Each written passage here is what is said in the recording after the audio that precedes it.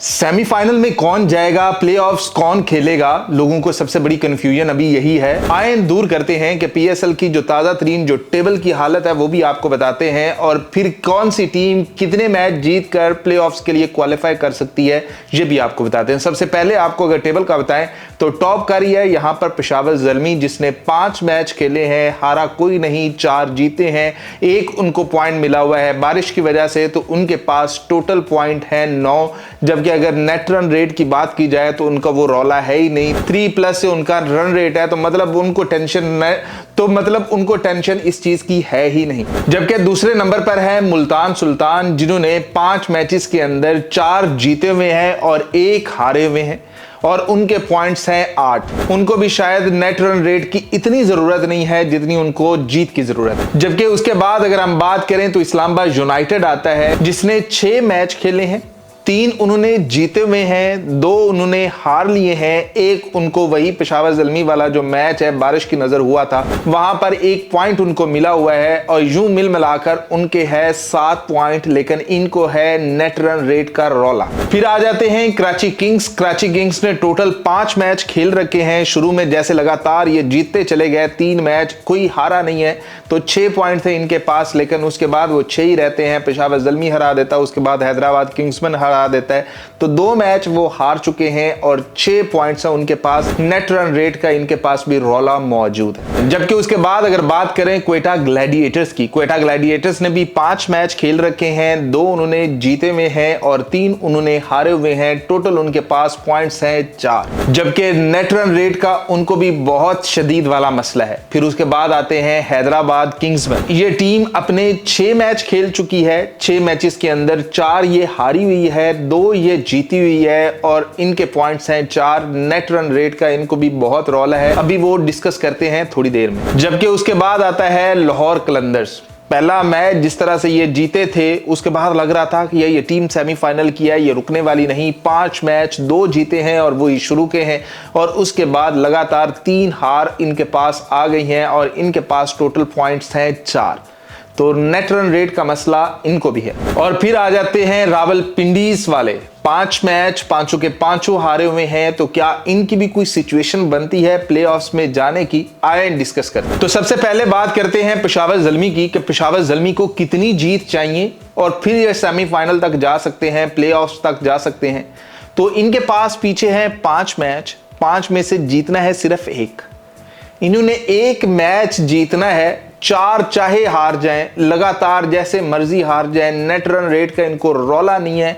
इन्होंने सीधा चले जाना है प्लेऑफ्स के अंदर, इनका डिसाइड हो जाना है, सिर्फ 1 जीत चाहिए। जबकि उसके बाद बात करते हैं मुल्तान सुल्तान की। तो मुल्तान सुल्तान के पास हैं 5 मैच, अगर 2 जीत जाते हैं तो नेट रन रेट का मसला खत्म। लेकिन अगर 2 नहीं जीत पाते, 1 जीते हैं, तो उसमें नेट रन रेट का इनको आएगा मसला। लेकिन मुल्तान सुल्तान की टीम अच्छी है, ये मैचेस जीतकर प्लेऑफ्स में चले ही जाएंगे। जबकि उसके बाद बारी आती है इस्लामाबाद यूनाइटेड की। 4 मैच हैं, 2 सिर्फ जीतने हैं, बात खत्म।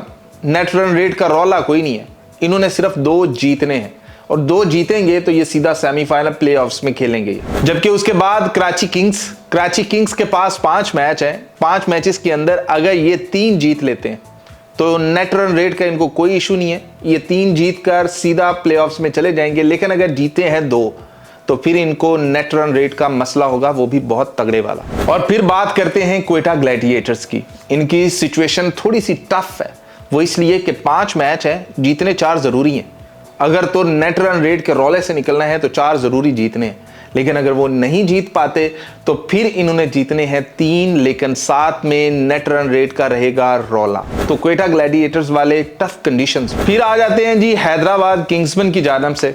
4 मैच हैं इनके पास, चारों के चारों जीतने हैं और कोई सवाल है ही नहीं। चारों के चारों जीतेंगे तो इनको नेट रन रेट का रौला नहीं है। लेकिन अगर 1 भी हार जाते हैं और 3 जीते हैं तो फिर इनको शदीद नेट रन रेट का मसला होने वाला है। यहां पर बात करेंगे आप लाहौर कलंदर्स की। 5 मैच 4 जीतना जरूरी है, नेट रन रेट का रौला नहीं रहेगा। लेकिन अगर जीते हैं 3 तो फिर नेट रन रेट का मसला फिर से आ जाएगा। और यहां पर अगर बात करें कि रावलपिंडीज की भी कोई सिचुएशन बन सकती है, 5 के 5 मैच जीतने हैं, एक भी हारो तो ये बाहर है। सबसे पहले बाहर होने वाली टीम ये होगी। 5 के 5 मैच जीतना बहुत ज़रूरी है और वो भी गुड नेट रन रेट के साथ। फिर ये भी सेमीफाइनल में है, ये भी फिर पीछे नहीं रहते।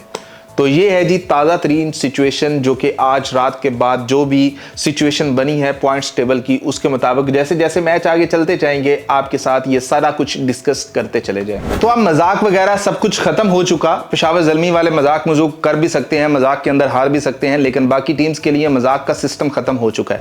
अब थोड़ा सा सीरियस गेम स्टार्ट होने वाली है। कल का मैच जैसे ही हो जाएगा उसके बाद भाई सारी चीज़ें सीरियस हो जाएंगी। उसके बाद आपको डू एंड डाई वाले मैचेस होंगे आप सबके लिए।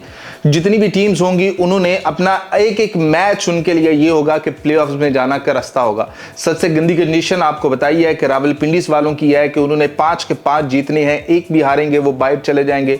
और दूसरे नंबर पर लाहौर कलंदर्स की सिचुएशन भी बहुत नाजुक है, बहुत पतली है।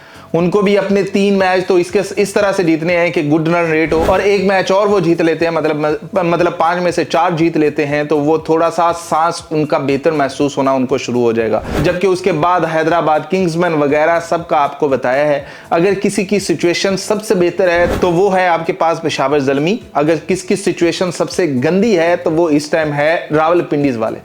तो मोहम्मद आमिर ने तो ये तक कह दिया है कि अभी हमने अपना सब कुछ ट्राई कर लिया है, अब अवाम ही दुआ करे, उससे ही हम आगे जा सकते हैं। पिंडी वाले कुछ दुआ करो, कोई बाबे शाबे लेकर आ जाओ, वरना हमने तो अपना आप सारा कुछ आजमा लिया है, हमें जीत नहीं मिल रही है।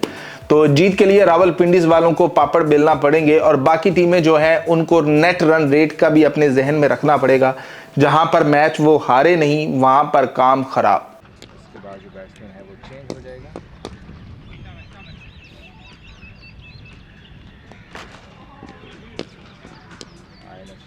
बॉल की लोग काफ़ी ज़्यादा सामने खड़े हैं लेकिन बीट हुए।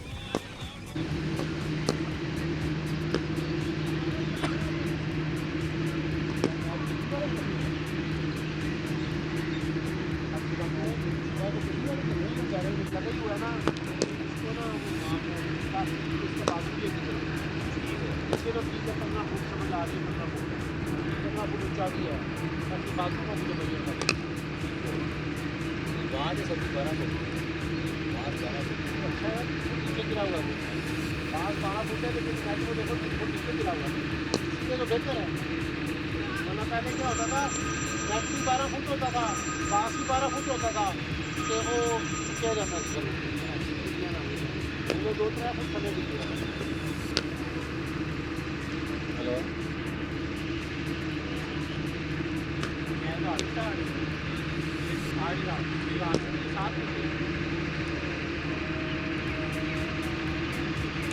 यार चाहिए